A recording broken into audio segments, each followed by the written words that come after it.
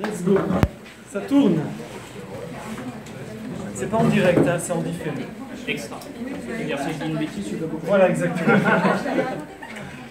Bonsoir à tous, j'espère que vous allez bien. C'est un plaisir de se retrouver avec vous tous. J'en ai déjà vu quelques-uns, pas tous. Merci Raph Party. Bravo à tous à chaque fois d'être là. On va essayer, Bezrat Hashem, en s'appuyant sur le Rav Biderman, dire juste quelques petits mots par rapport au mois des Loul. On est dans Rosh Hashanah, dans le mois des Loul. Et ce que j'adore avec le Rav Biderman, c'est toujours commencer par une petite histoire.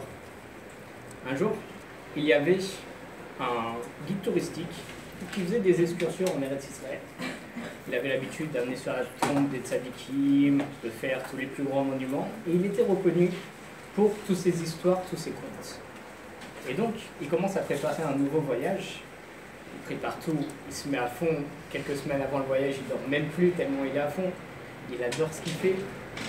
Et il prépare ses histoires. Arrivé à la veille de son départ, il avait déjà booké le taxi pour venir le chercher à 1h du matin. Comme ça, il avait l'avion à 5h et il arrivait en Israël. Il boucle toutes ses affaires vers 11h30, minuit. Et donc, il lui reste 1 heure devant lui. Alors, qu'est-ce qu'il décide de faire? Il décide de créer une nouvelle petite histoire pour raconter lorsqu'il va arriver, pour raconter à tout le monde. Bien entendu, ça fait plusieurs nuits qu'il ne dort pas. On arrive à minuit, minuit et demi. Il est comme ça devant sa feuille de papier. Et les paupières sont lourdes, et il s'endort. Il s'endort. On est à 1h du matin. Le taxi, il attend en bas. Il attend. Au bout de 10 minutes, le taxi commence à l'appeler au téléphone. Pas de réponse. Il commence à klaxonner. Tous les voisins commencent à se réveiller. Il lui rien du tout, il ne bouge pas de son lit. Il klaxonne, jusqu'au moment où il monte chez lui, il tape à sa porte pour le réveiller. Alors lui, il est totalement perturbé. Il manque de sommeil. Il vient d'être réveillé en pleine nuit. Du coup, il voit un petit peu flou. Il commence à prendre toutes ses affaires, tout ce qui lui tombe sous la main. Et il s'avère qu'il avait laissé une poubelle à descendre à côté de la porte. Et il l'attrape avec lui. Et il va dans le taxi. Le taxi, il n'arrête pas de lui faire des remontrances. Vous m'avez dit de venir à 1h, vous êtes endormi, il est 1h30, on a du retard. On comprend rien du tout à ce qui se passe à sa vie. Il vient de se réveiller, le pauvre. Il arrive à l'aéroport, il passe ses premières sécurités, il ne comprend rien. Il y a la douane, il passe la douane, il met ses sacs dans le tapis roulant. Et, bien entendu, il met le sac poubelle devant. Et là, la douane, elle regarde. Qu'est-ce que c'est que ça? Et eux, ils commencent à ouvrir le sac poubelle. Ils ont vu des vieilles conserves, des vegetables, je ne sais même plus comment on dit ça, des légumes, et tout et n'importe quoi. Et donc, tout de suite, ils le prennent, ils le mettent de côté. Ils commencent à l'interroger. Ils disent: on peut savoir ce que c'est, vous comptez fabriquer une bombe? Et lui, il comprend rien à ce qui se passe dans sa vie. Il est vraiment... Bon, Hachem, 1 heure, 2 heures d'interrogatoire, ils comprennent qu'il est vraiment perturbé. Ils le relâchent, pile poil, il prend son avion, et il arrive en Israël. Il arrive en Israël, il y a le car qui est là, et il commence à rejoindre tout le monde. Et vient le moment où il doit commencer sa première histoire. Mais sa première histoire qu'il n'a jamais réussi à écrire, étant donné qu'il s'est endormi. Du coup, il a réfléchi et il leur a raconté toutes les péripéties qui viennent de lui arriver. Et il a conclu ce récit en leur donnant une leçon morale. Il leur a dit: regardez, si je ne m'étais pas endormi du tout, tout se serait bien passé. Mais, bon, j'étais fatigué. Mais si, dès la première sonnerie de téléphone, je m'étais réveillé, j'aurais pas été aussi perturbé, j'aurais pas pris le sac poubelle, le taximan n'aurait pas fait des remontrances, j'aurais été tranquille à l'aéroport et j'aurais tout passé tranquillement. Tout ça, à la seule condition de m'être réveillé à la première sonnerie. Mais comme je ne l'ai pas fait, alors malheureusement j'ai eu toutes ces péripéties. Qu'est-ce qui vient nous apprendre par là? C'est qu'on est au mois des Louls. On sait que c'est pas seulement au mois des Louls qu'il faut se réveiller, mais tous les jours de sa vie, il faut essayer à chaque fois de se réveiller. Il ne faut pas attendre les derniers appels où on va commencer à être perturbé, on ne va pas savoir quoi faire pour se réveiller. D'ailleurs, il y a un exemple très simple pour rejoindre la parabole. S'il y a quelqu'un qui dort, pour aller le réveiller, qu'est-ce qu'on va faire? On va chuchoter à côté de lui. Réveille-toi. Il ne se réveille pas, on commence à tapoter sur son épaule. Il ne se réveille toujours pas, on le bouscule un petit peu, jusqu'au moment où on lui jette un seau d'eau sur la tête. Et ça, c'est pareil avec Akadosh Baruch Hu. Normalement, on suit le droit chemin, on fait Torah Mitzvot, tout correctement. Mais quand on s'éloigne un tout petit peu, Akadosh Baruch Hu, qu'est-ce qu'il fait? Il commence à nous chuchoter à l'oreille. Attention, tu es en train de t'éloigner un petit peu.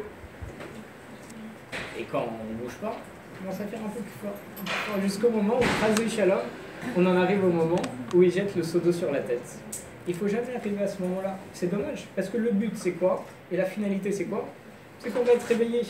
Alors pourquoi attendre d'avoir un seau d'eau sur la tête et d'être totalement perturbé pour être réveillé? On voit, en plus de ça, donc on est au mois d'Elul, et si on prend chaque lettre du mot Elul, ça nous fait Ish Lereu ou Matanot Leivionim.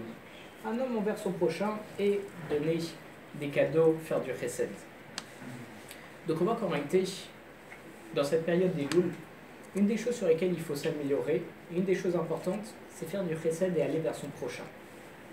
Parce que certes, lorsqu'on va faire les prières, on va essayer de réparer toutes les avérotes, les fautes qu'on aurait pu commettre, men adam makom, c'est-à-dire l'homme envers Akadosh Baruch Hu, mais il faut aussi faire ça par rapport à ben adam lachaviro, l'homme envers son prochain. C'est pour ça que c'est extrêmement important de multiplier les actes de bonté durant le mois d'Elul. Bien entendu, on va se focus sur le mois d'Elul, sur essayer de réparer, sur les choses comme ça, mais la règle générale, c'est qu'à chaque moment de sa vie, à chaque chose qu'on fait, il faut essayer de ne pas faire de fautes, il faut essayer de se rapprocher de son prochain, il faut essayer de faire Torah Mitzvot. Il ne faut pas attendre le mois d'Elul pour se réveiller, et où là on va être perturbé, on va avoir que 30 jours pour pouvoir servir à Kadosh Baruch Hu.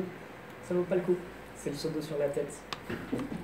D'ailleurs, Rav Yitzhak de Vologine, il rapporte au nom de son père, Raphaël de Vologine, que l'homme doit savoir qu'il vient au monde pour une seule raison, c'est pour aider son prochain. Et une autre chose qui ressemble à cette parole, c'est le Rabbi Lubavitch qui nous dit le jour où on est né, c'est le jour où Akadosh Baruch Hu a décidé que le monde ne pouvait pas continuer de tourner sans nous. Ce qui fait que chacun d'entre nous, on est absolument essentiel. On n'a pas l'impression, moi je suis qui, je suis pas très religieux, je fais ça et ça. Non, c'est essentiel. D'ailleurs, on voit quelque chose. Il y a 600 000 juifs qui sont sortis d'Égypte. Et combien il y a de lettres dans le Sefer Torah? 600 000. Et on a une halakha, une loi, comme quoi s'il y a une seule lettre qui est effacée, qui est mal écrite, qui est inexistante dans un Sefer Torah, alors tout le Sefer Torah en entier, il n'est pas soul, il n'est pas kasher, on n'a pas le droit de lire dedans. Et de là on apprend, par cette analogie, par ce rapprochement entre le nombre de Béni Israël et le nombre de lettres dans le Sefer Torah, que s'il y a un seul juif dans tout le Ham Israël qui est entre guillemets, vraiment entre guillemets défaillant, qui est pas bien, qui est éloigné, alors dans ce cas-là, c'est tout le Ham Israël, Chazé Shalom, qui serait pas soul. C'est comme les maillons d'une chaîne. Lorsque vous prenez une chaîne, s'il y a un seul maillon qui est défectueux, qui se fissure un petit peu, ou bien qui est retiré ou inexistant, ou qui s'est cassé, alors la chaîne, elle se casse. Et ça forme plus du tout un cercle. C'est juste une ligne, et c'est des maillons. Et si c'est un collier de perles, alors toutes les perles peuvent tomber. C'est pour ça que s'il y a un seul juif, Chazé Shalom, qui manque, alors tout le peuple juif n'est pas soul. C'est pour ça que chaque personne, si je vois Chazé Shalom un pauvre dans la rue, n'importe quoi, il faut aider chaque juif. Chaque personne qui demande l'aide, il faut aider. Et encore plus que ça, pour se motiver un petit peu plus, parce que parfois on n'a pas trop envie, moi le premier, je parle pour moi. Comme on a dit, Rabbi Lubavitch nous a dit que le jour où on est né, c'est le jour où Akadosh Baruch Hu a décidé que le monde ne pouvait pas continuer de tourner sans nous. Parce qu'on dit qu'il y a un moment dans notre vie, un instant T, on ne sait pas c'est quand, on ne sait pas comment, on ne sait pas pourquoi, mais où on va être indispensable à Akadosh Baruch Hu, il y a indispensable au monde entier. Peut-être que ce moment, ça va juste être un jour où par hasard, en sortant du métro, je vais croiser un juif et je vais lui donner une petite pièce de tzedaka. Et avec cette pièce de tzedaka, il va s'acheter une boisson et il va pouvoir survivre parce qu'il était en manque d'eau. Et comme il va pouvoir vivre, il va permettre à quelqu'un d'autre de faire une mitzvah qui va réparer notre avéra, et ça peut aller très très loin. Le simple geste de faire ça, en réalité, c'est ce pourquoi on est venu dans le monde. Alors on ne sait pas c'est quoi ce geste. C'est pour ça qu'à chaque instant, il faut toujours essayer de donner le meilleur de soi, essayer de faire les mitzvot. Et dès qu'on nous tend la main ou qu'on nous propose de faire quelque chose, une mitzvah, il faut dire oui. Parce que peut-être que c'est juste ce moment-là qu'il ne fallait pas rater. Imaginez, on passe notre chemin, et en réalité c'est pour ça qu'on était là. Comment on se sentirait mal? On se dirait, j'ai grandi, j'ai vécu, j'ai eu une éducation, tout, pour arriver à ce moment-là où je devais donner une pièce, et au final je ne l'ai pas fait. Et chas de shalom, que tout ça aurait été, entre guillemets, batel, aurait été pour rien. D'ailleurs, il y a quelque chose de très intéressant. On pose la question, pourquoi est-ce que la lettre sadique, elle mérite d'avoir ce nom de sadique? On sait qu'un sadique, c'est un juste, c'est quelqu'un de grand dans le Ham Israël. On se demande pourquoi est-ce que la lettre sadique, elle a eu le mérite de s'appeler comme ça. On dit parce que dans le sadique, lorsqu'on voit au-dessus, il y a un yud. C'est quoi un yud? C'est un yid, c'est un juif. Donc le tzaddik, c'est quoi? C'est celui qui tient les juifs et qui les élève. Et il forme la base des juifs. Pour ceux qui ne savent pas trop à quoi ça ressemble le tzaddik, on a un yud ici, et on a un trait et une base. Donc il soutient les juifs, c'est ça le tzaddik. J'ai d'accord? Mais dans le Aleph aussi, il y a une barre et il y a un yud au-dessus. Alors pourquoi c'est pas le Aleph qui est appelé tzaddik? Parce que dans le Aleph, il y a un deuxième yud qui se trouve en bas. On a un yud, une barre et un yud. Donc qu'est-ce que ça signifie ce Aleph? C'est que certes, il soutient un yud au-dessus, mais pour faire ça, il doit en écraser un autre en bas qui va servir de base. Et ça, on ne peut pas faire. On ne peut pas venir rabaisser un juif pour en augmenter un autre. De plus, on raconte une histoire où, dans la yeshiva du Chafetz Chaim, il y avait un bachour très connu, aussi pour ses discours, on reste toujours dans la même idée, et pour réveiller la ferveur dans tous les cœurs. Et un jour, il y a une communauté à côté qui lui demanda de venir pour Rosh Hashanah, pour les Chagim, pour faire des livrets Torah, pour redonner de la force à chacun et pour les ramener bien à la Torah et pour que tout le monde fasse teshuva. Mais lui, il a refusé en disant non, pour les Chagim, je vais être à côté de mon maître, le Chafetz Chaim, pour me sentir bien, pour que j'arrive à faire de belles prières, pour que mes prières augmentent. Une fois que cette histoire est parvenue aux oreilles de son maître, il l'a convié, il l'a appelé en lui disant qu'il n'aurait pas dû faire ça. Parce qu'en réalité, il se repose sur ce que Rabbi Chaim de Volojine nous dit. Le but de chaque juif, c'est d'aider les autres et c'est d'être là pour l'autre. Donc en réalité, le Chafetz Chaim, alors que ça pourrait être très louable, il se dit, je vais être à côté de mon maître, faire le meilleur Rosh Hashanah possible, la meilleure Teshuva possible. Oui, mais s'il y a toute une communauté qui t'attend et toute une communauté qui a besoin de toi, alors tu te dois de prendre sur toi, de te rendre un petit peu battel, de t'annuler un petit peu pour aller chez eux. On voit dans la paracha d'il y a 2 semaines, la paracha Kitetse, on voit l'interdiction de faire labourer ensemble un bœuf et un âne. On se pose la question. D'accord? Qu'est-ce que ça signifie? À quoi ça correspond? Si ça va plus vite, si j'ai que ça en main, pourquoi pas? Alors non, il y a Tosfot qui nous explique en réalité que ils n'ont pas le même temps pour ruminer et pour manger l'œuf et l'âne. Il me semble que c'est le bœuf qui prend 2 fois plus de temps que l'âne. Donc lorsque je vais leur donner à manger ensemble, une fois qu'ils vont avoir fini de manger, l'âne il va regarder le bœuf qui va continuer de ruminer et continuer de digérer sa nourriture pour devenir de plus. Okay? Qu'est-ce qu'il va se dire là? Il va se dire, mon compagnon de travail, il a eu 2 fois plus que moi. La preuve, il a besoin de 2 fois plus de temps pour digérer.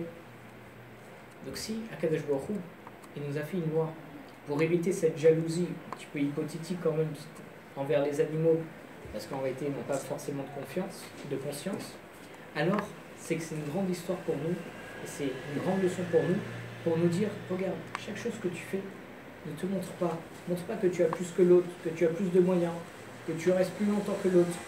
Non, soumets-toi un petit peu, prends sur toi, même si tu as plus, laisse, et Akadosh Baruch Hu, il t'enverra, et au moins tu ne rabaisseras pas un juif, un yéhoudi, ton prochain. D'ailleurs, il y a une autre histoire, si vous me permettez, pour pouvoir conclure là-dessus. Il y a un jour, Rav Salenter, qui était convié chez un de ses disciples, qui était extrêmement riche, pour aller manger chez lui Shabbat. Et son disciple, pour le mettre à l'aise dès le début, il lui dit que vous en faites pas, regardez, on a une veuve très religieuse qui est à la maison, qui cuisine, tous les produits sont totalement cachers. Ma femme, la maîtresse de maison, elle check à chaque fois, elle fait les allers-retours pour vérifier que tout aille bien. Alors, et ce qu'on a l'habitude de faire Shabbat, c'est on arrive, on fait kiddush, on profite. Pendant une bonne heure, on chante, comme le monsieur dehors. On profite, on chante, on mange pendant 2 ou 3 heures, on fait des chants. À la fin, on fait le Birkat Amazon, en général, on fait ça vers minuit. Et au moins, on profite et on est Oneg Shabbat. on sanctifie le Shabbat. Parce qu'il s'est dit, Rav Israël Saint-Néter, il veut toujours faire au mieux. Le Rav, il regarde, il dit extra, c'est vraiment magnifique, mais j'ai une condition, si tu permets, pour que je vienne manger chez toi. C'est qu'on fasse le repas beaucoup plus court, qu'on repousse les champs, c'est pas grave, on les fera pas, mais on fait le chemin, tout le repas plus court, et en 1 ou 2 heures, on a fini la Seouda et tout qui bouge. On regarde comme ça, cet homme, Amistad Saint-Néter, va vouloir faire un beau Shabbat, des chants et tout. Bon, c'est le Rav qui a parlé, on dirait. Ils arrivent Shabbos, ils arrivent et prennent le verre de Kiddush. Rav Saint-Néter, il fait super vite le Kiddush. Son élève le regarde comme ça. Il mange très rapidement. Dès qu'il finit de manger, à l'instant même, il demande à faire le Birkat Hamazon. Il fait le Birkat Hamazon et après ça, il commence à chanter. Et il chante jusqu'à 3 h du matin. Donc, son talmide, il a adoré la soirée, mais le lendemain, il se pose quand même la question. Est-ce que le Rav, s'il compte chanter, pourquoi il n'a pas fait comme à l'accoutumée où il chante avant le Birkat Hamazon? Pourquoi est-ce qu'il a mangé aussi vite? Pourquoi il a précipité les choses? Je ne comprends pas. Donc il lui a posé la question. C'est le Rav. Il lui a posé la question et il a dit, regarde, tu m'as dit que chez toi, pour faire la cuisine, il y avait une veuve qui travaillait. Et je me suis dit, comment est-ce que je peux manger tranquillement? Comment est-ce que je peux m'allonger dans le repas, sachant qu'il y a une veuve dans la cuisine qui m'attend pour servir les prochains repas et qui va rester là jusqu'à le Birkat Hamazon? Il m'a dit, c'est impensable de passer un bon Shabbat, de passer une bonne soirée sur le dos d'un juif. Ce qui nous rappelle ce qu'on vient de dire sur le Halef. C'est impensable qu'on est là, qu'on est honnête, qu'on profite, mais qu'il y a une juive, Chazé Shalom, qui perd patience, qui est là à attendre. C'est pour ça qu'on a tout fait. J'ai voulu vite faire le Birkat Hamazon pour la soulager, et après on a pu être honnête Shabbat. C'est pour ça que Bezrat Hashem, au mois des Louls, essaye de faire attention à son prochain, et chaque chose, faire attention, vraiment, que tout aille bien, pas gêner son prochain, ni quoi que ce soit, pour essayer au mieux de réparer, et je parle à moi le premier, vraiment, nos fautes, Ben Adam la Chavero, en espérant aussi qu'on réparera tout, Ben Adam la Makor, et qu'on mérite Shan Tova ou Metuka. Merci